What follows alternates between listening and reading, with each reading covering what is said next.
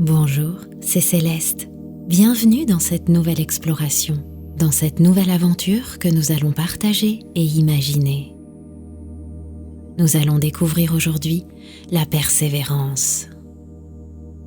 Avant d'accomplir sa première exploration dans l'univers, toute apprentie exploratrice ou explorateur de Nébule Rose, la planète d'où je viens, a plusieurs défis à réaliser.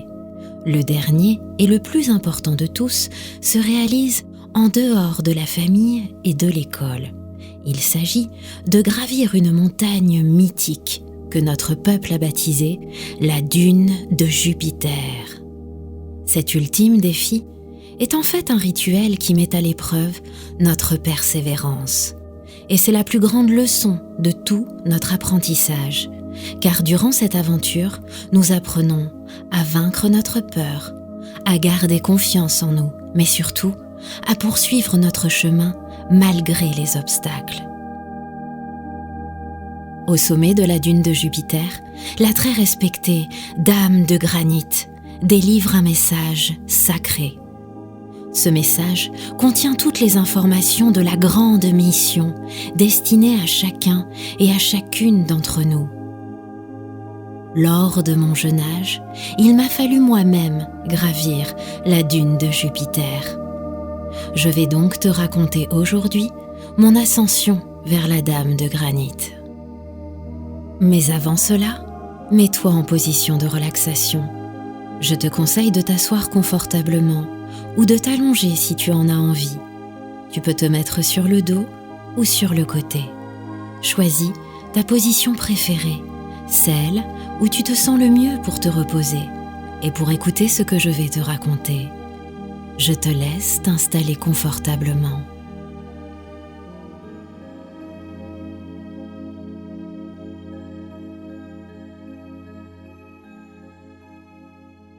Pour bien imaginer l'aventure que nous allons partager dans quelques minutes, je te conseille de fermer les yeux. Cela va t'aider à te laisser aller. Maintenant que tu es installé, je te propose que nous respirions ensemble 3 fois. Pour bien ressentir la détente dans tout notre corps, nous allons inspirer de l'air par le nez, retenir cet air pendant 2 secondes avant de le relâcher doucement par la bouche. Concentre-toi sur ma voix. Allons-y. On inspire maintenant l'air par le nez. On retient 1-2 secondes. On souffle. Encore. On inspire.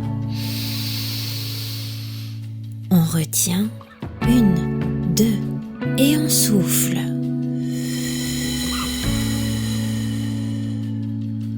Une dernière fois, inspire.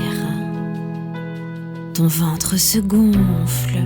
Retiens 1-2 et souffle. Ton ventre se dégonfle. C'est très bien. À présent, nous pouvons respirer normalement. J'espère que tu es plus détendu. Si tu sens des petites tensions dans ton corps, tu relâches. Maintenant que nous avons respiré, nous cherchons le calme. L'apaisement est partout autour de toi. Tu peux te laisser aller. Laisse-toi également porter par ton imagination, car nous sommes prêts pour l'exploration du jour. Garde tes yeux fermés et reste bien concentré.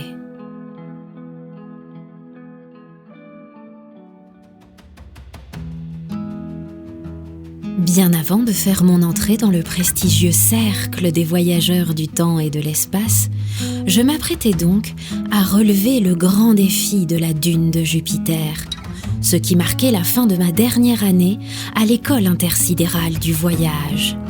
Ce jour-là, ma sœur Aurore m'accompagnait jusqu'au pied de la fameuse montagne. Quelques années auparavant, c'est elle qui gravit la dune de Jupiter et reçut son message sacré. Tout comme mes grands frères, mes parents, mes grands-parents l'ont reçu et toutes les générations qui me précèdent. Pour te remettre dans le contexte de cette aventure, je te dirais que j'avais environ 14 ans terrestres. Je vais à présent te ramener plusieurs années-lumière en arrière et te faire revivre mon expérience.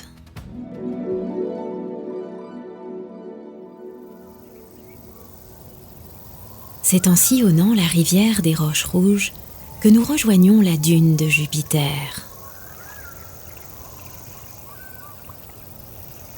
En voyant une douce fumée planer à la surface de l'eau, nous comprenons que nous sommes bientôt arrivés. Nous traversons cette brume comme si nous traversions des nuages. Cette brume indique l'entrée sur les terres de la dune. Nous sommes à bord d'une pirogue à voile appelée Volram. Ce moyen de transport est assez répandu sur ma planète. Plus nous nous rapprochons, plus le paysage montagneux se dessine. Nous distinguons à présent nettement le quai et nous accostons. Une fois débarquée, ma sœur me fait un rappel de certaines conditions. Céleste, souviens-toi que si notre peuple a baptisé cette montagne la dune de Jupiter, c'est précisément parce qu'elle peut connaître le même climat désordonné que sur la planète qui porte le même nom. Durant toute l'ascension, retiens que la météo dépendra de tes émotions et de comment tu utiliseras tes forces intérieures. Un conseil serait: apprends à gérer ta forme physique, ton mental et ce que tu ressens. Sinon, tu risques d'attirer à toi un changement de climat. Mais ne t'inquiète pas, Aurore. Je vais monter cette dune en un temps record. Pas un seul nuage n'aura le temps de se former, tu verras. Et puis on va pas en faire une montagne. Montagne, dune, non? Très drôle. Céleste, je suis très sérieuse. Au cas où le temps se gâte, n'oublie pas. Prends le temps de bien observer tout ce qui t'entoure et tout ce qui se passe à l'intérieur de toi. C'est une grande première pour toi, petite sœur. Quoi qu'il arrive, garde courage et enthousiasme. Mais oui! Nous marchons jusqu'au point de départ, puis Aurore me donne une gourde remplie d'eau et un sachet de graines de mélodia, une plante aux vertus nourrissantes et médicinales. Le message sacré que lui a délivré la dame de granit concernait justement les plantes. Elle a reçu pour grande mission d'explorer toutes les plantes du cosmos permettant de nourrir et de soigner. C'est comme ça qu'Aurore est devenue guérisseuse universelle. Dernière chose, Céleste. La règle de ce rituel veut que l'ascension se fasse sans outils ni instruments de voyage. Comment ça? Aurore me tend les mains et les laisse ouvertes. Je comprends soudain qu'elle me réclame mon équipement. Oh, mais comment je vais faire? Non, vraiment? Oui, vraiment, Céleste, c'est la règle. Tu t'en sortiras très bien. C'est donc en faisant un peu la grimace que je lui confie ma pochette de confiance, ma boussole de cristal, ma kalimba et mon carnet de voyage. Aurore récupère les 3 premiers accessoires et me laisse le dernier. J'ai eu la consigne de te laisser ton carnet de voyage. Ah, cool!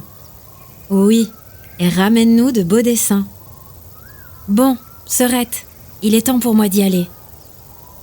Ma sœur me prend dans ses bras pour me saluer, puis elle me chuchote à l'oreille. Céleste, persévérer, ça n'est pas s'obstiner. Ensuite, elle me fait un clin d'œil et un large sourire. À ton retour, je serai là, ok? Aurore remonte à bord de la Volram et disparaît en quelques secondes dans la brume.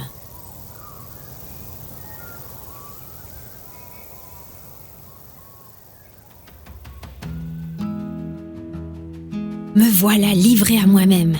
Allez, en avant! L'air est si doux. Je me sens tellement bien dans cette nature sauvage et inconnue. Je remarque que le chemin est assez bien tracé. Et je m'arrête parfois quelques instants pour dessiner la végétation magique que je rencontre. Ce sont des fleurs et des plantes que je n'ai jamais vues auparavant, pas même dans les livres de l'école.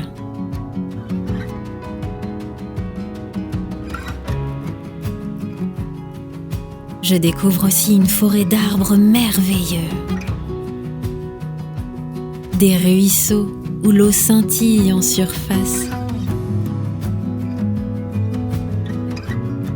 Je traverse même une plaine où des animaux fabuleux se détendent. Je décide de les illustrer, eux aussi.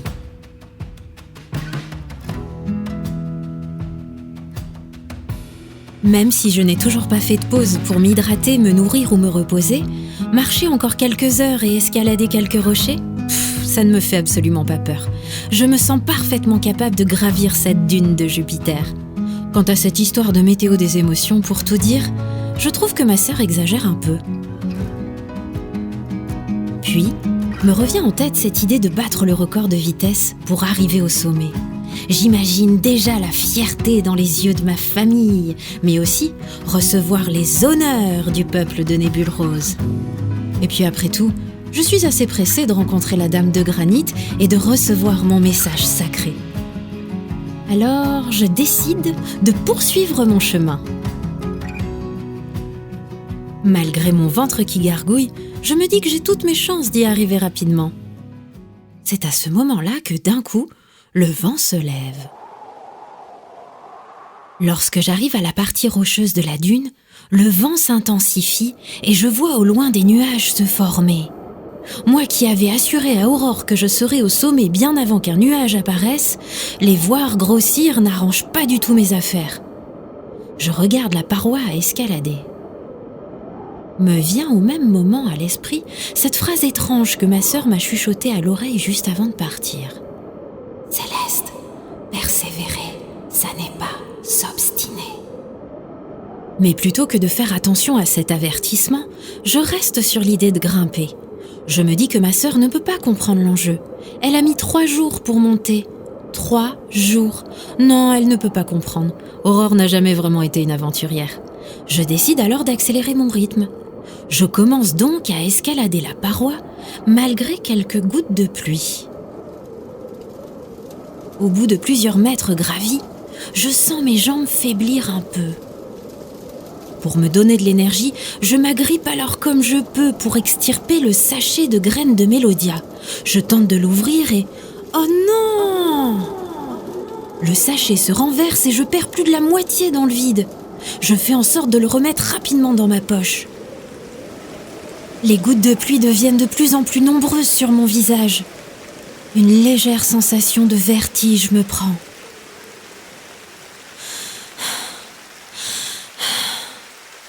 Agacée ou stressée, je ne sais plus bien, je me dis que si je ne m'abrite pas rapidement, je risque de glisser et de chuter. J'essaye alors de chercher du regard un renfoncement dans la paroi pour m'abriter. Je sens battre mon cœur de plus en plus fort, ainsi que l'orage arrivé. Allez, concentre-toi, Céleste, concentre-toi. Bingo! Ouf! 3 mètres sur ma droite, j'aperçois une petite cavité.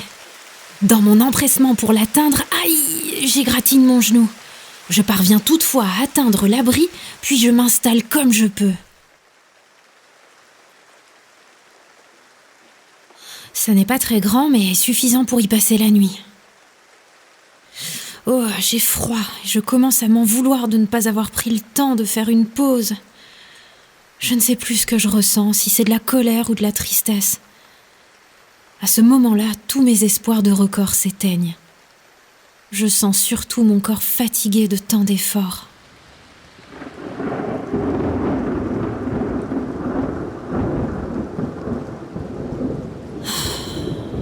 Aurore avait tellement raison de prendre son temps pour son ascension. Elle savait que je m'entêterais à monter à grands pas. Mais oui, bien sûr, persévérer, ça n'est pas s'obstiner.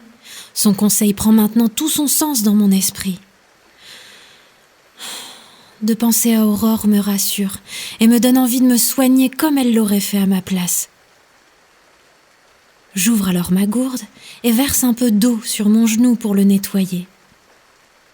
Puis je bois tranquillement pour me ressourcer, ce qui me fait un bien fou. Ensuite, j'avale le reste de Mélodia. Je sens d'un coup dans mon corps une sensation merveilleuse qui apaise complètement ma faim et qui instantanément guérit ma blessure. Waouh! La Mélodia est vraiment une plante magique. Merci Aurore.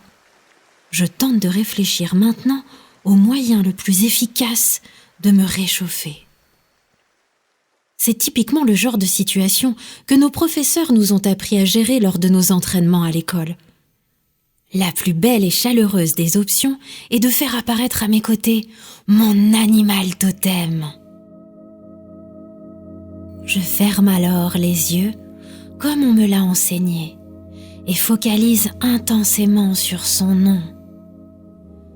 Son pelage si doux, sa force qui se multiplie, sa joie qui rayonne, sa couleur incroyable, jusqu'à ce que je sente la chaleur de son museau dans mon cou.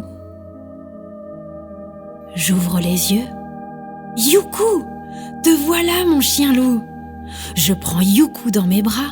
Je suis tellement heureuse de le voir. Me voilà en sécurité et accompagnée de ma grosse boule de poil adorée. De sentir Youkou à mes côtés me redonne confiance. Comme je sens la fatigue me gagner, je m'allonge auprès de lui. La pluie et l'orage ont totalement disparu. Nous passons tous les deux une nuit paisible.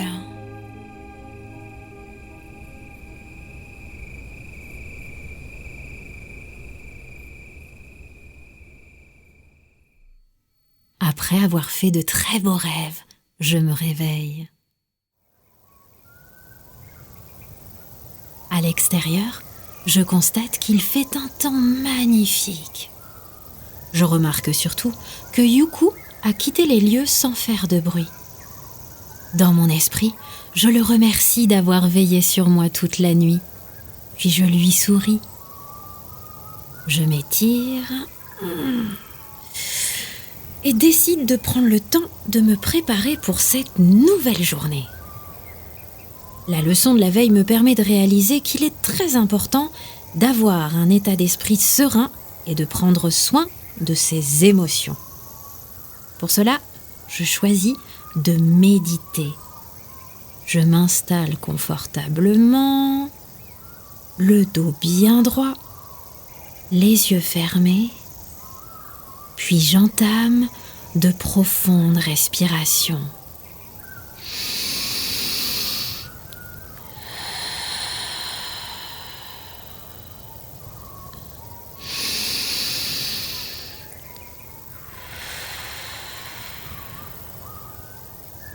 Afin d'être guidée vers la dame de granit, je récite à voix basse ma phrase de confiance.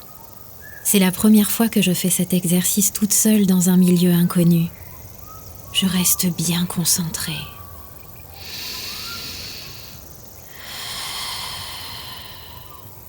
Puis je prononce ma formule positive et sacrée.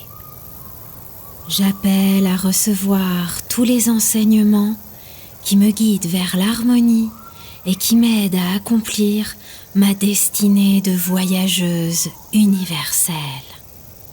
Je sens alors une lumière douce se propager dans tout mon être et une voix qui ressemble à la mienne me dire « Bonjour Céleste, dans tout ce que tu entreprendras, sache que l'échec n'existe pas, il n'y a que des résultats et ces résultats sont précieux car ce sont eux qui te donnent de l'expérience. L'expérience, c'est quand tu as le souvenir d'une aventure désagréable, mais que tu la transformes en résultat positif pour bien grandir. C'est ce que tu as réussi à faire, et c'est précisément là que tu as travaillé la persévérance. Lorsque tu as gardé confiance malgré le mauvais temps pour trouver un abri, Tu as su également prendre soin de toi, en ayant des pensées positives pour une personne que tu aimes. Tu as su faire appel à ton animal totem pour te sentir plus heureuse et en sécurité. Bravo Céleste! Pour atteindre la dame de granit, suis l'arc-en-ciel. Je sens alors la chaleur quitter mon corps. Je comprends soudain que l'on a répondu à mon appel.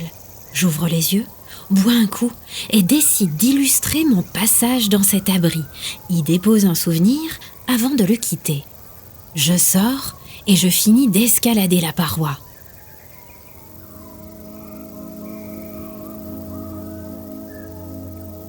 Une fois en haut, je découvre en effet un fantastique arc-en-ciel qui surplombe une plaine où poussent des plantes immenses aux fruits savoureux. Mon petit déjeuner est royal, des saveurs complètement inconnues. Je me régale. C'est en suivant l'arc-en-ciel qu'un nouveau sentier de randonnée se présente à moi. Environ 1 heure après, s'ouvre devant mes yeux un paysage absolument merveilleux. Waouh! Me voilà au sommet et face à la dame de granit.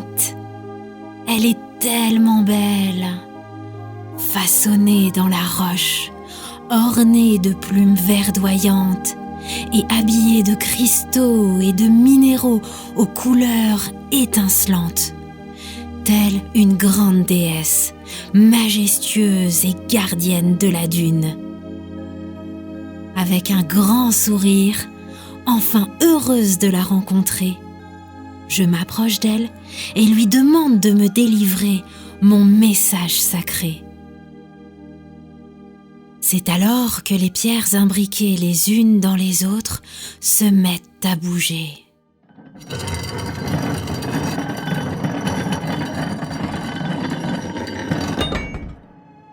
Se forme maintenant devant moi comme une sorte de plateau sculpté dans le granit, où figure au centre une planète que je reconnais aussitôt. Nous l'avons étudiée plusieurs fois en classe. C'est bien elle, la planète Terre. De nombreuses écritures et symboles sont incrustés autour d'elle, ainsi que plusieurs portraits de gardiennes et de gardiens protecteurs, tous reliés à des points sur la planète. Cela ressemble à un plateau d'orientation sacré. Puis, je remarque avec surprise le portrait d'un élève de l'école au milieu du plan.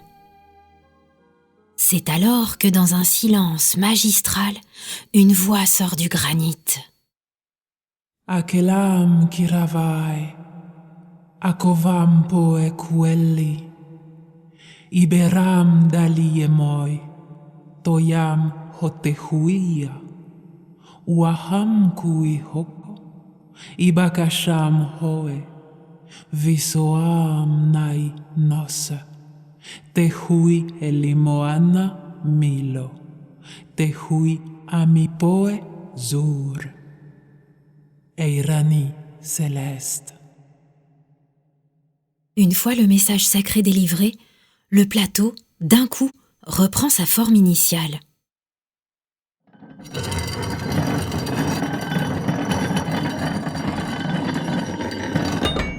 Et la dame de granit, immobile, trône à nouveau devant moi. Apparaît ensuite, comme par magie, un petit être dont l'apparence se fond presque dans le décor. C'est surtout ses grands yeux ronds que je remarque. Après avoir échangé un regard complice, j'entends soudain. « Rebonjour Céleste, je m'appelle Zour.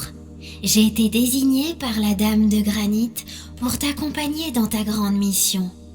J'ai en charge de t'enseigner la communication par télépathie afin de te guider lors de tes futures explorations, comme nous avons fait ensemble ce matin dans l'abri. » C'était toi ?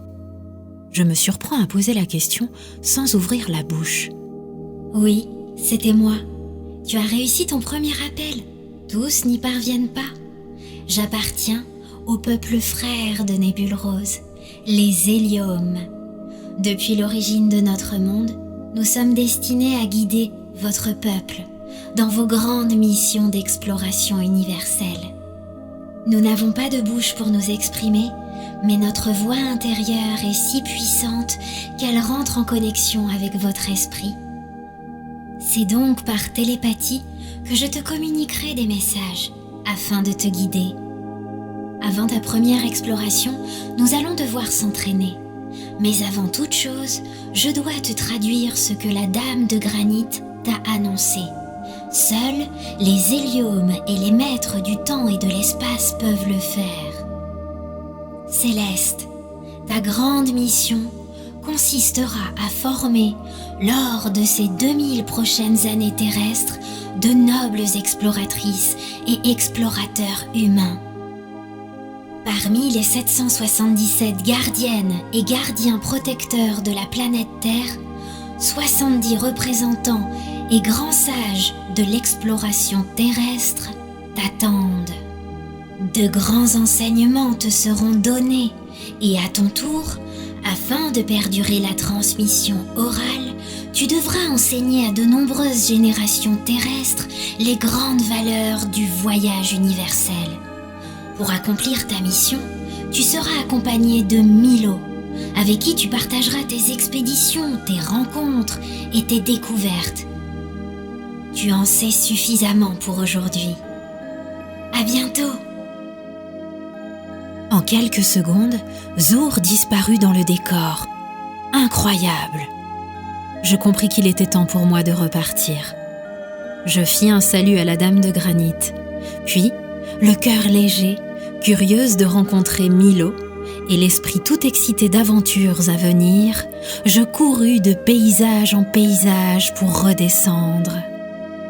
Je finis par sauter dans les bras d'Aurore pour lui témoigner tout mon amour. Avant de remonter à bord de la Volrame, je pris le temps de lui raconter tout mon périple et dessiner une dernière fois la dune de Jupiter. C'est ainsi que nous quittons mon souvenir et que nous revenons ici et maintenant. Nous arrivons à la fin de notre exploration. Si c'est encore la journée, tu peux doucement bouger les pieds, t'étirer un peu les jambes, puis tout le corps. Tu peux bâiller si tu en as envie. Et quand tu es prêt, tu peux doucement ouvrir les yeux. Si c'est l'heure de dormir, tu peux trouver le sommeil et te laisser porter par tes rêves.